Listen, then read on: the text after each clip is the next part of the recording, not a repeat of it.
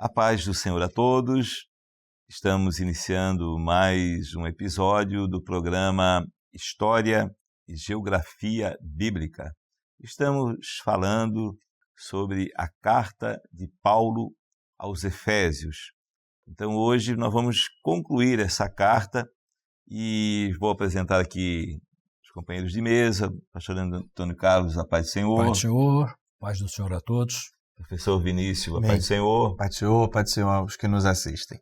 Bom, eu vou ler Efésios, capítulo 4, verso 26, que diz assim: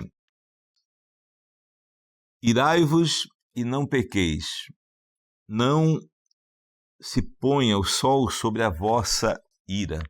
E olha só, lá em Salmos, capítulo 4, verso 4, também diz assim: Irai-vos e não pequeis, consultai no travesseiro o vosso coração e sossegai.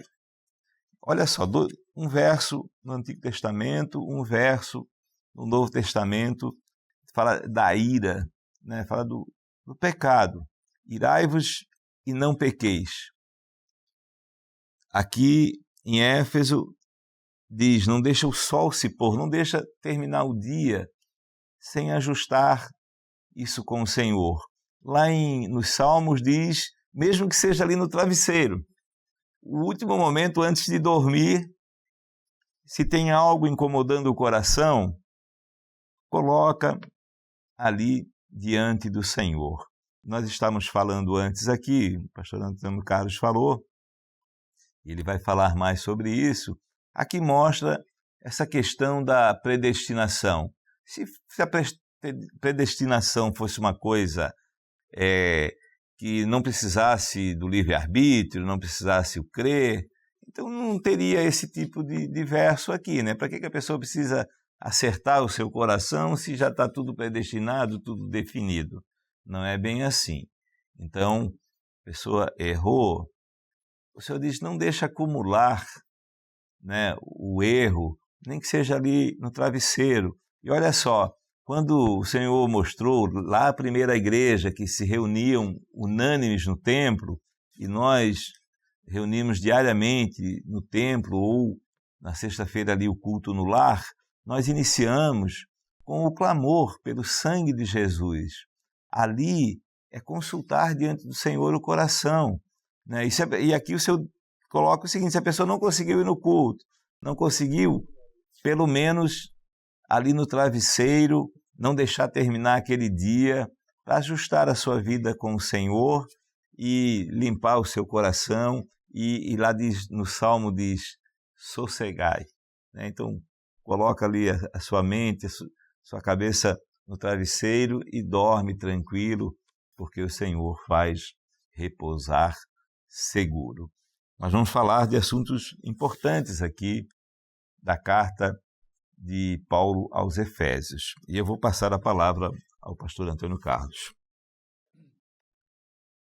Com relação à predestinação, acho que ficou bem claro aqui que a predestinação é segundo a presciência de Deus. Ele que vê o futuro, ele sabe como você vai andar. Vou dar um exemplo, já dei, vou dar de novo aqui. Assisti aqui uma gravação do pastor Ian, que falou sobre a carta aos Efésios. E essa gravação ficou restrita aqui ao estúdio, mas ela vai ao ar daqui a 3 dias. Daqui a 3 dias eu estou na minha igreja. E antes que a gravação seja exposta, eu digo assim, quem vai falar vai ser o pastor Ian e vai falar sobre a carta aos Efésios e o assunto que ele vai trazer uma grande edificação para a igreja. Aí, quando vai passar, está lá o pastor Ian falando sobre a carta aos Efésios. Como é que foi isso? Sabia antes. Porque eu vi antes. Então, Deus que te vê, ele te conhece lá na frente. Ele conhece a sua vida inteira. Por causa disso, segundo a presciência dele, ele te elege para a salvação. Gostaria também de dizer que se a salvação não fosse ato e processo, ou seja, ato é aquela bênção que vem da economia de Deus. Deus te encontrou, derramou o Espírito Santo sobre você, você teve uma experiência de transformação de vida, mas agora você vai entrar no processo, ou seja, você vai lutar pela sua santidade, você vai entrar na batalha da salvação, o bom combate, combate da fé. E se fosse imutável, não precisava Paulo dizer, em continuidade, o que o pastor Ian leu, verso 28 do capítulo 4, aquele que furtava não furte mais. Verso 29, não saia da vossa boca nenhuma palavra torpe. 30, não entristeçais o Espírito Santo de Deus, no qual estáis selado para o dia da redenção. Toda amargura e ira e cólera, gritaria, blasfêmia, etc. Bom, então esse ponto aqui, que merecia um comentário, eu gostaria de comentar mais outra coisa. Bom, também a graça, o próprio nome já diz, quem trabalha faz jus ao seu salário, mas quem não trabalha recebe de graça. Nós não fizemos nada para merecer, foi um dom gratuito de Deus na nossa vida, uma bênção dada pelo Senhor.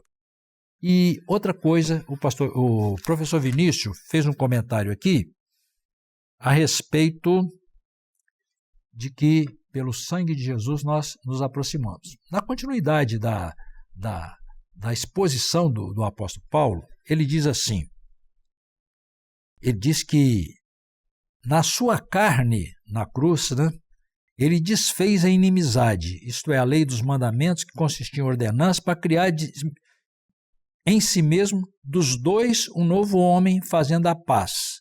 E pela cruz reconciliar ambos com Deus. Ele fala de Israel e a igreja aqui, né? Porque quem foi eleito logo no início foi Israel, o povo de Deus era Israel, mas a bênção foi estendida a nós. E vindo ele, evangelizou a paz a vós que estáveis longe e aos que estavam perto, porque por ele ambos temos acesso ao Pai em um mesmo Espírito. Agora olha o que ele vai dizer em seguida, hein? Verso 19. Assim que já não sois estrangeiros, nem forasteiros, mas concidadãos dos santos e da família de Deus. Pelo sangue de Jesus, nós que estamos longe, chegamos perto. Verso 20. Edificados sobre o fundamento dos apóstolos e dos profetas, de que Jesus é a principal pedra de esquina, no qual todo edifício bem ajustado cresce para o templo santo do Senhor. Então nós pertencemos a esse edifício que é a obra de Deus. No passado não tinha concreto, não tinha estaqueamento, então realmente a areia tinha uma certa... A construção sólida era sobre a rocha, né? E às vezes, muitas vezes, aliás, né, geralmente, a construção ela era edificada num local onde tinha... quem ia edificar, o construtor, procurava uma rocha grande, embora que tivesse várias outras pequenas. Mas a construção ela tinha que ter por base a rocha grande que alcançava grande parte da casa e garantia a estabilidade dela. E ele ajustava a quina de uma com a quina de outra, por isso que chama de pedra de esquina, em cima dessa pedra. Então Jesus é a principal pedra de esquina, porque toda a obra está apoiada sobre ele.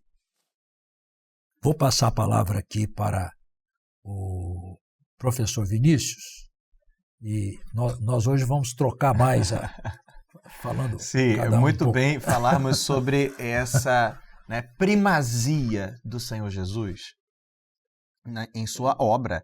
E agora, nós que aceitamos ao Senhor, como andaremos? Vamos ao capítulo 4, não é? Porque ele diz assim, andeis como é digno da vossa vocação com que foste chamados. Então, a salvação é um caminho, não é? E lá na frente também, no capítulo 5, no verso 8, diz assim, sois luz, então andai como filhos na luz. Então, essa expressão andar dá uma semântica, né? O entendimento de um processo que é dinâmico. A salvação não é algo estático em que eu aceitei Jesus, mas não transformei a minha vida, não mudei os meus maus hábitos, não estou buscando ao Senhor, isso não é salvação, porque aquele que vem a mim de maneira nenhuma lançarei fora. O original da palavra é aquele que vem e que continua vindo. Não é? Então, há sempre essa ideia, não é, de sequência, de vir e continuar vindo, andar, né? É um processo dinâmico. Portanto, como que nós andamos em espírito? O apóstolo Paulo vai nos dizer que procurando guardar a unidade do espírito. Então ele vai mais uma vez dizer que é necessário inserir-se no corpo, não é? E quem se isola, peca. Então, portanto, alguém pode dizer assim, eu aceitei Jesus, mas eu sirvo a Jesus na minha casa, não é? Mas não, aqui a expressão ensinada biblicamente é que nós servimos ao Senhor inseridos em um corpo. E esse corpo possui uma unidade. E quem traz essa unidade? O Espírito Santo. Então, aquela metáfora usada pelo apóstolo Paulo, que diz que a igreja é corpo e o sangue é o que circula no corpo, a igreja é essa instituição espiritual. E quem circula na igreja é o Espírito Santo e que nos faz comunicar com o cabeça, Jesus, o cabeça da igreja. Então, não há divisão. O verso continua, há um só corpo, um só Espírito e também um só Senhor. Não são dois senhores. Não é a salvação há 2000 anos atrás e agora outra salvação. O projeto é o mesmo. E a doutrina é a mesma. E o batismo com o Espírito Santo é o mesmo. Portanto, nós precisamos entender como essa doutrina revelada inicialmente à igreja e essa mesma doutrina que permanece hoje, dizendo assim, há um só batismo, um só Deus e Pai e há um que está sobre nós, né? Do qual nós recebemos, né? Na medida do dom de Cristo. Portanto, meus irmãos, andar em espírito quer dizer, é andar inserido no corpo de Cristo. E o apóstolo Paulo vai também nos dizer algo bastante importante já no verso 30. Não entristeçais o Espírito. É algo que nós precisamos zelar. Não é? Não entristecer com palavras, com atitudes, nem com pensamentos. Porque é necessário ter o Espírito para o dia da redenção. É o que o verso fala, no qual estáis selados para o dia da redenção. É necessário ter o Espírito Santo hoje para o arrebatamento da igreja. A igreja que vai ser arrebatada é a igreja que prezou, que preservou pela bênção do Espírito Santo no meio dela todos os dias. Amém. Olha que coisa interessante tem aqui na carta de Paulo aos Efésios. Os deveres domésticos, ou seja, aqui fala do amor ou da organização da família. Aqui dá uma orientação para os maridos. Maridos sejam que o marido, você coloca o marido como governo da casa. Por quê? Porque quando alguém tiver que responder, é o marido que vai ter que responder. Então, se eu ponho para organizar a casa, eu ponho o marido como cabeça do lar. Né? E a mulher, o Senhor diz assim, seja submissa aos vossos maridos. Ou seja, se o marido ele atende ao Senhor, a mulher se submissa, ela vai atender ao Senhor e a família vai estar na orientação do Senhor. Né? Depois, se eu falar com os filhos aqui, filhos, aqui com promessa, filhos sede obedientes aos vossos pais, honra teu pai e tua mãe, é um mandamento com promessa, para que te vá bem e vivas muito tempo sobre a terra. Aqui está a promessa.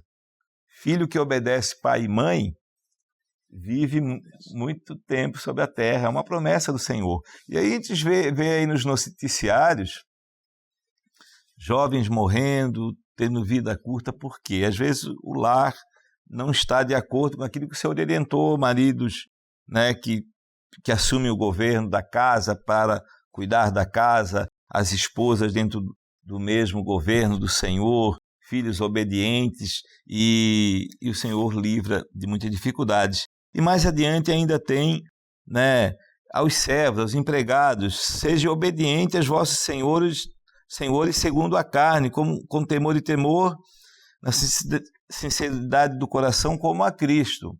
Então, para os empregados, né, quando lá respeitar a autoridade dos patrões, e que também tem bênção nisso, né?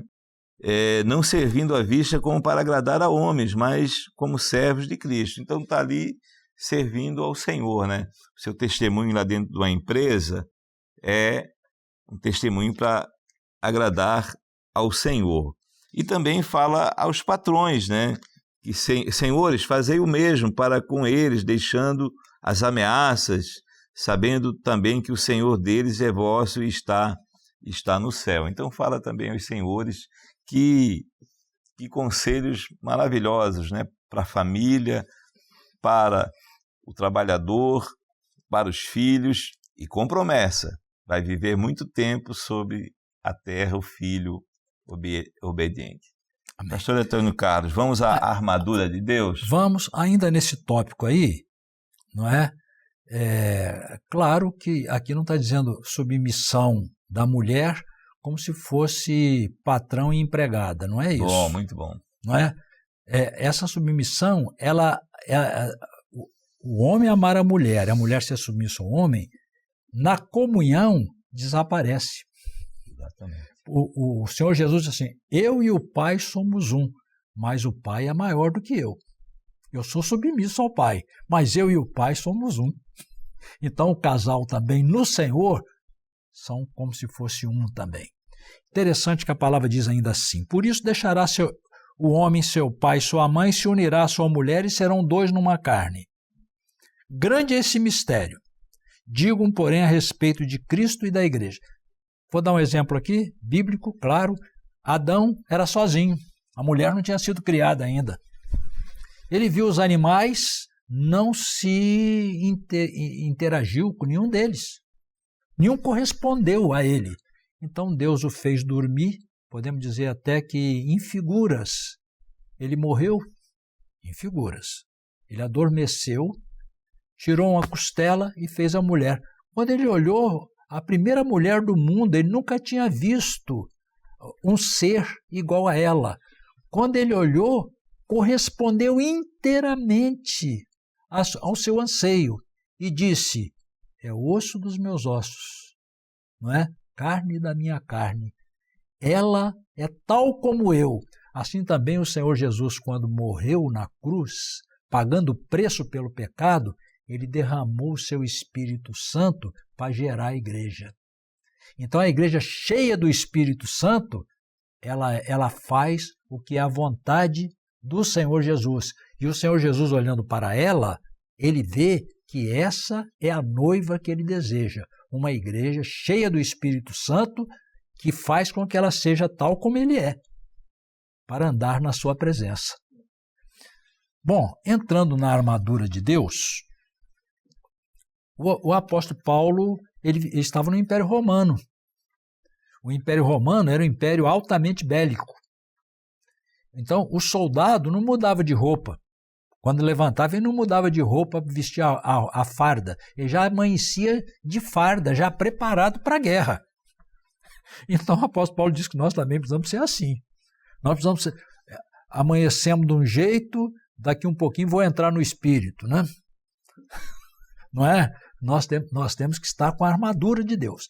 E ele via o soldado com capacete que protegia a cabeça, com a couraça que protegia o coração e essas partes vitais. O cinto, porque a couraça ficava solta. Quando ele colocava o cinto, se ele fosse lutar com aquela coisa aberta, ele estava despreparado, precisava colocar o cinto, não é? E tinha também a sandália, tinha o escudo e tinha a espada. Então, ele faz uma comparação das guerras do passado com a nossa guerra espiritual. E diz que nós não temos que lutar contra a carne nem contra o sangue. Vou dar um exemplo também, o endemoniado gadareno. Já falei sobre ele, mas é propício falar nesse momento.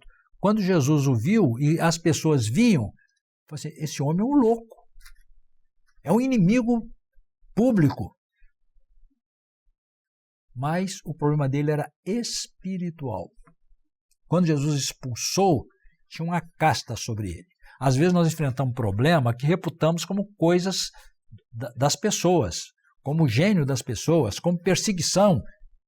E pode acontecer de estar havendo uma grande opressão maligna em cima daquele caso. Pode ser um caso de uma perseguição, pode ser uma pessoa que te persegue, uma pessoa que quer te fazer mal. Interessante que a palavra, então, diz o seguinte, a proteção da cabeça, porque chama assim, vou achar o texto aqui,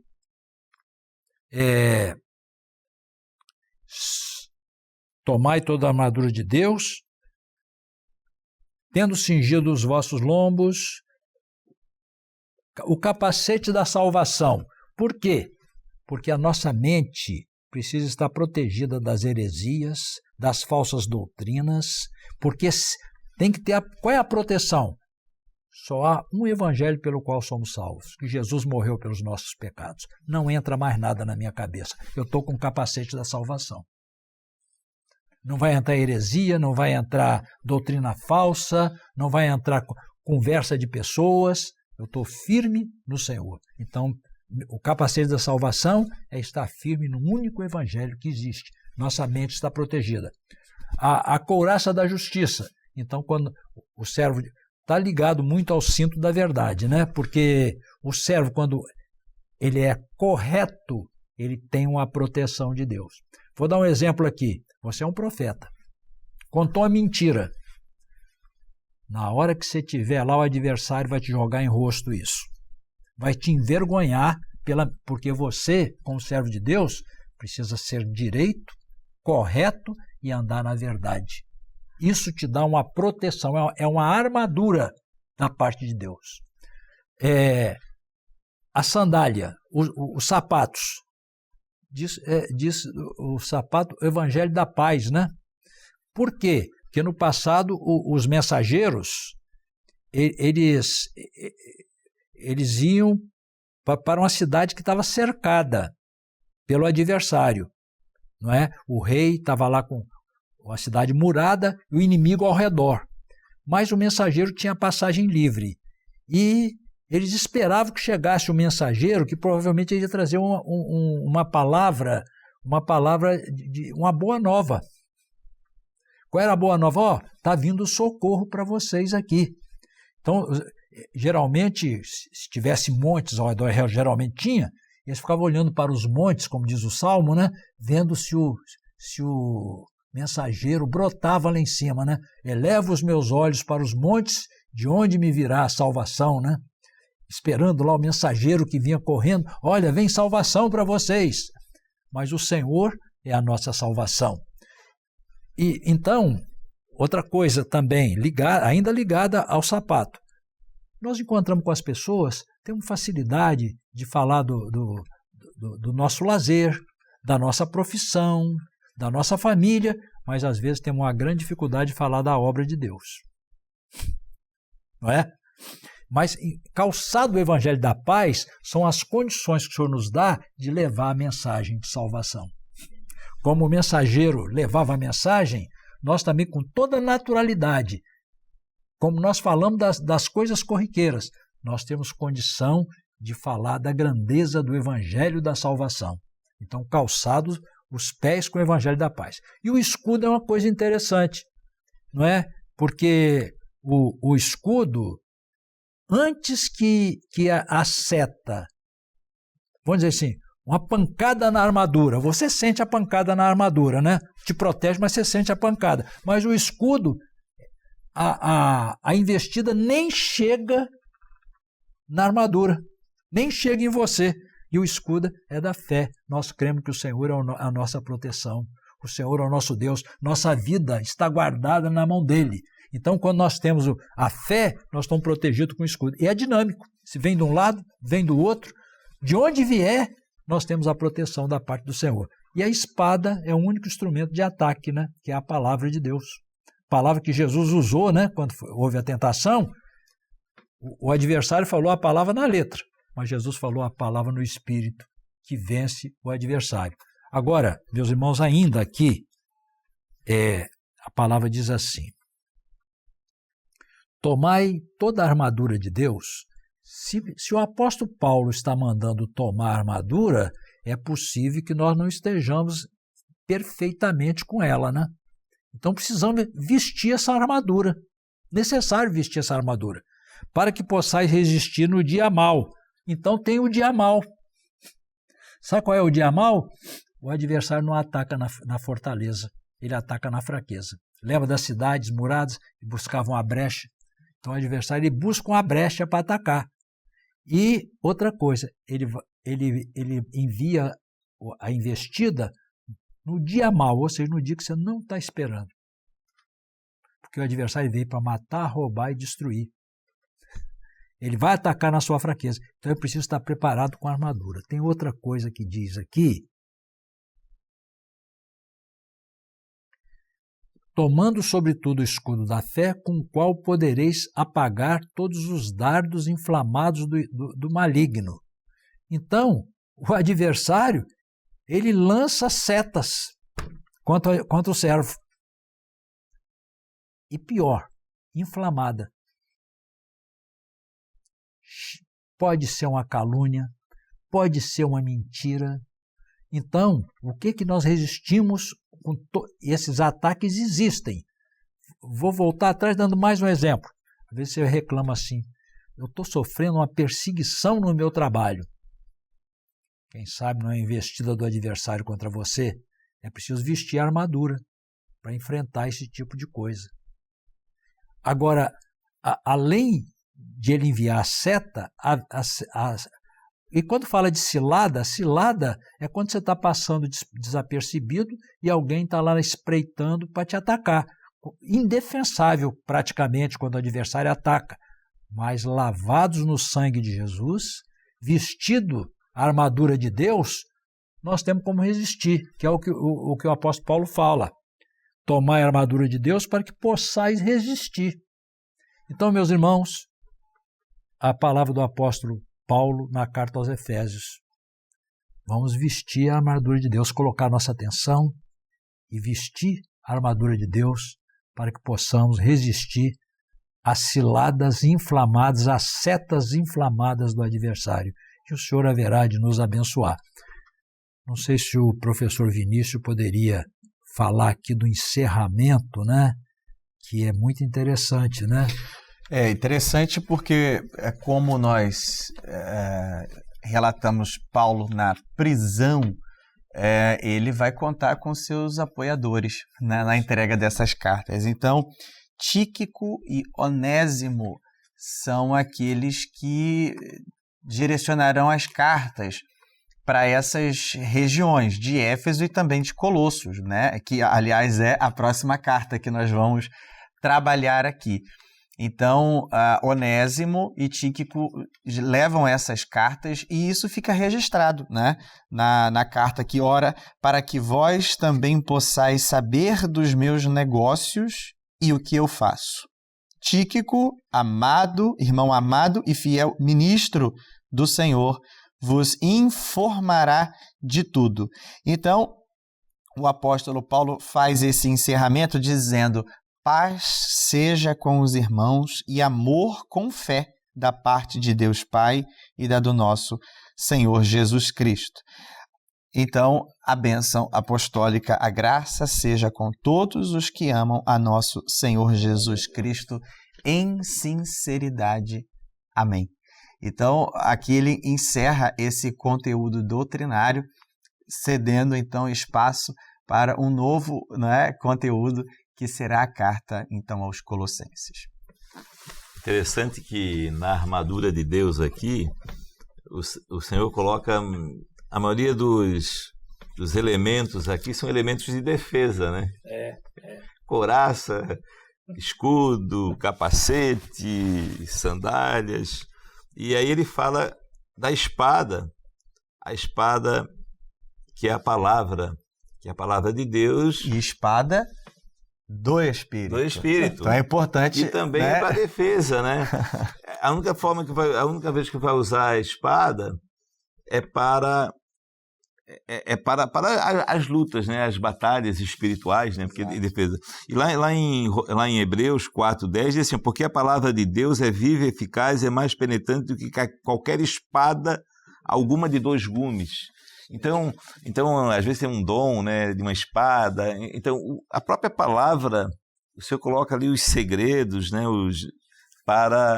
para esclarecer e para discernir outros textos. Aqui ele diz que a palavra a espada é a palavra de Deus. É coisa maravilhosa, porque isso a gente usa em outros momentos para discernir alguma coisa, às vezes até um dom. A maioria dos elementos são de defesa, né? Só a palavra do Senhor que é usado como espada. E a palavra do Senhor é uma palavra boa, né? Sempre, né? Uma palavra de vida. Então, sempre que vai usar alguma coisa, vai usar a palavra do Senhor, que é uma palavra de vida. Ficamos por aqui hoje. Pai do Senhor, pastor Antônio Carlos. A paz do Senhor aos participantes. Pai do Senhor, professor Vinícius. Amém. Pai do Senhor a todos, Pai do Senhor aos que nos assistem. A paz do Senhor a todos. Das riquezas do reino